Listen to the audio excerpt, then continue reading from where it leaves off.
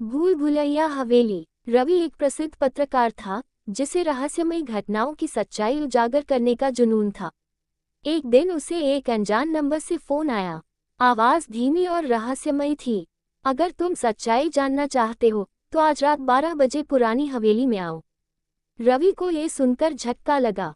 वह हवेली शहर के बाहर जंगल के पास स्थित थी और सालों से बंद पड़ी थी। लोग कहते थे कि वहां जो भी गया वह वापस नहीं लौटा। रवि ने अपने दोस्त मोहित को फोन किया और पूरी बात बताई। मोहित थोड़ा डरा हुआ था लेकिन रोमांच के लिए तैयार हो गया। रात के 11:30 बजे वे अपनी गाड़ी में हवेली की ओर बढ़े। रास्ता घने अंधेरे से भरा था। चारों ओर पेड़ ऐसे झूल रहे थे जैसे कोई अनजाना साया उन पर नजर रख रहा हो। हवेली पास आते ही माहौल और भी ठंडा और डरावना हो गया। हवेली के विशाल दरवाजे जंग लगे थे, लेकिन जब रवि ने उन्हें धक्का दिया तो वे खुद ब खुद चरमराते हुए खुल गए। अंदर घुप अंधेरा था। उनके कदमों की आवाज गूंज रही थी जैसे कोई और भी उनके साथ चल रहा हो। जैसे ही वे कुछ आगे बढ़े, दरवाजा जोर से बंद हो गया। मोहित ने घबराकर कहा, भाई ये सही नहीं लग रहा, चलो वापस चलते हैं। रवि ने मोबाइल की टॉर्च जलाए और चारों ओर देखा। दीवारों पर पुरानी फटी हुई तस्वीरें टंगी थीं। उन तस्वीरों में आंखें अजीब तरह से चमक रही थीं, जैसे कोई उन्हें देख रहा हो। अचानक एक कमरे से धीमी धीमी हंसी सुनाई दी, एक औरत की हंसी।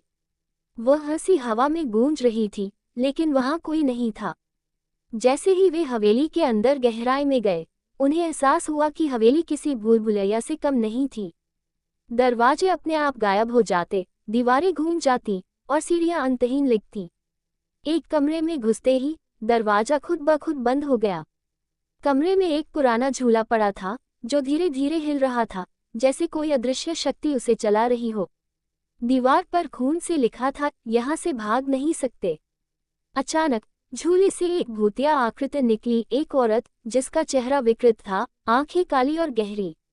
उसने चीख कर कहा, तुम यहाँ क्यों आए हो? रवि और मोहित ने दरवाजा खोलने की कोशिश की, लेकिन वह टस से मस नहीं हुआ। औरत हवा में तैरती हुई उनकी ओर बढ़ने लगी।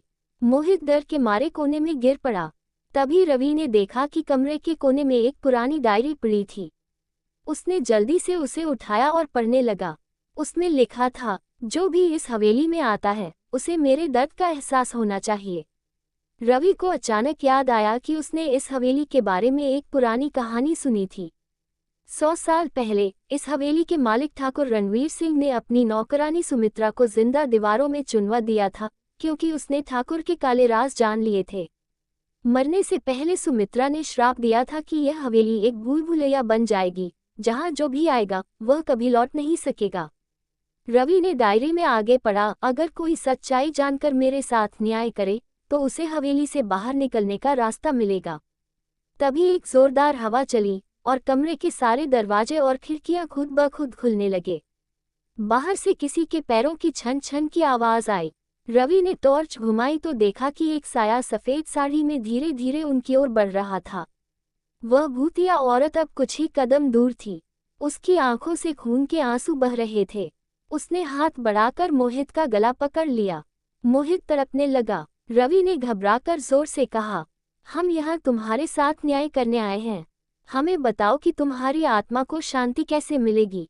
औरत कुछ देर रुकी, फिर धीमी आवाज में बोली, मेरी हड्डियां हवेली की दीवारों में दबी हैं।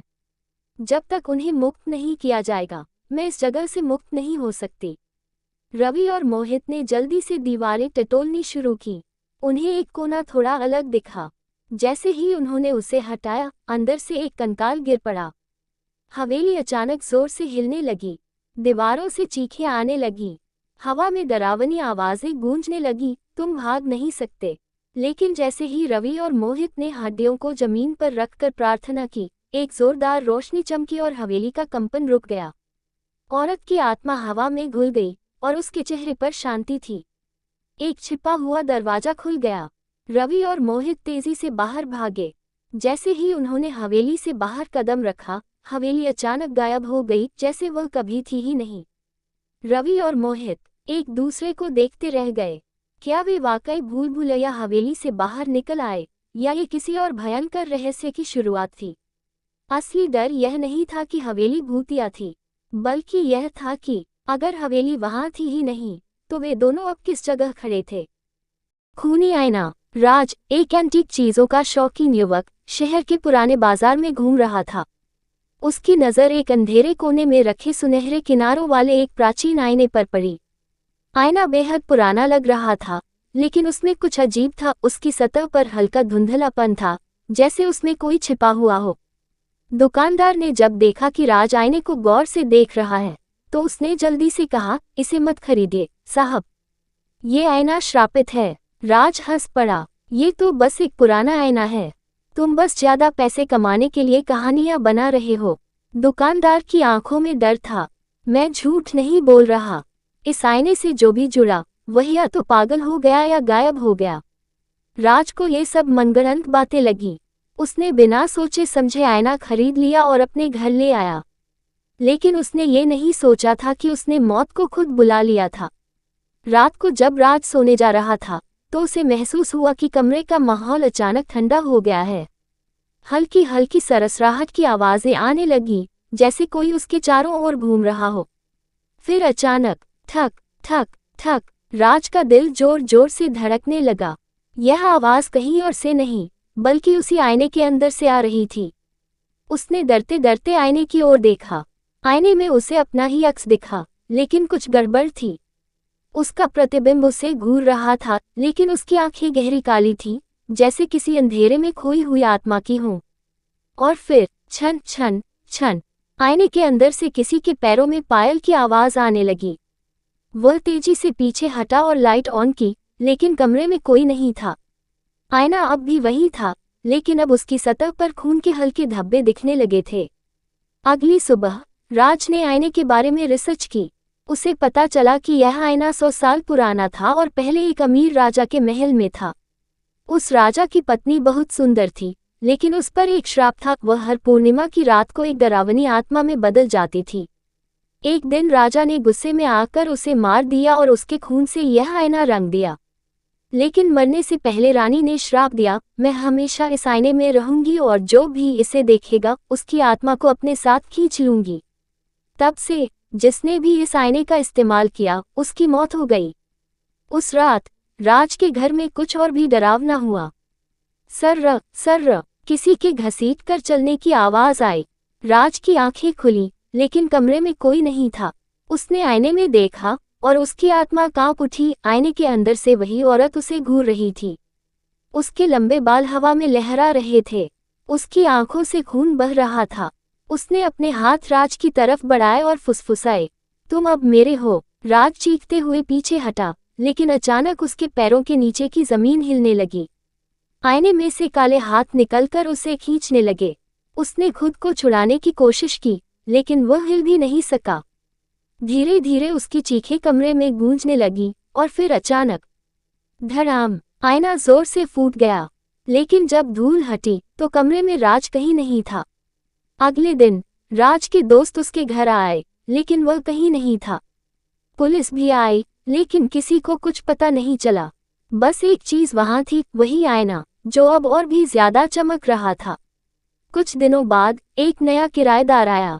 उसने आईने को देखा और मुस्कुराया, यह नहीं जानते हुए कि अब उसकी बारी थी। अंत या एक नई शुरुआत। क्या आप भी अपने घर में ऐसा आईना रखना चाहेंगे? मायाजाल। गांव नयापुरा के बाहर एक पुराना सुनसान महल था, जिसे लोग आईना महल कहते थे। सालों पहले यह एक राजा का अद्भुत महल हुआ करता था, जिसकी दीवारें कांच और शीशों से बनी थीं। लेकिन अब यह वीरान और डरावना था।